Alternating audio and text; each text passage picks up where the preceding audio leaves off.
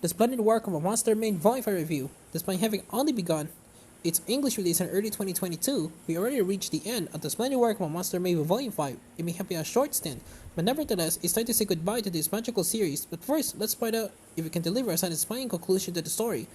Volume 5 picks up right where we left Volume 4, showing the history behind how Rose and Ivy became friends and escaped the Demon King's castle before they started the series, with Ivy being held captive after the rival Maid group kidnaps her in Volume 4. Soberate and the others have been left with no choice but to storm the castle. But are they set prepared to face off against the enemies? They are lying in wait. And what about the former Demon King? Is he ready to face his brother and take back the throne? The safe to say that our cast is woefully unprepared to fight, having not finished collecting the former Demon King's magic without restoring him to full strength. There are very slim odds of winning, at least not unless they can turn some of their enemies into potential allies. As we have gathered from this summary so far, Volume 5 of the Splendid Work of a Monster Maid is what you can only be described as an intense battle arc. Each of the main cast ends up separated from one another and facing against one of the evil maids you encounter across the last few books.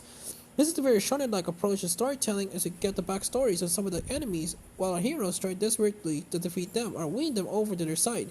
It's a shame that much of the character development for our foes has been left for this final volume, but to the credit Yokata Tanabe, this largely pays off well. This installment is jam-packed between the character stories and the fights, but somehow it all together and proves an engaging read all the way through. There are a lot of impressive battle scenes here, which showcase the best in the mangaka's talents and make sure in the fact, and this one of yen prices larger print sizes. We go a long way compared to where the series started as an episodic monster or magic of the week format.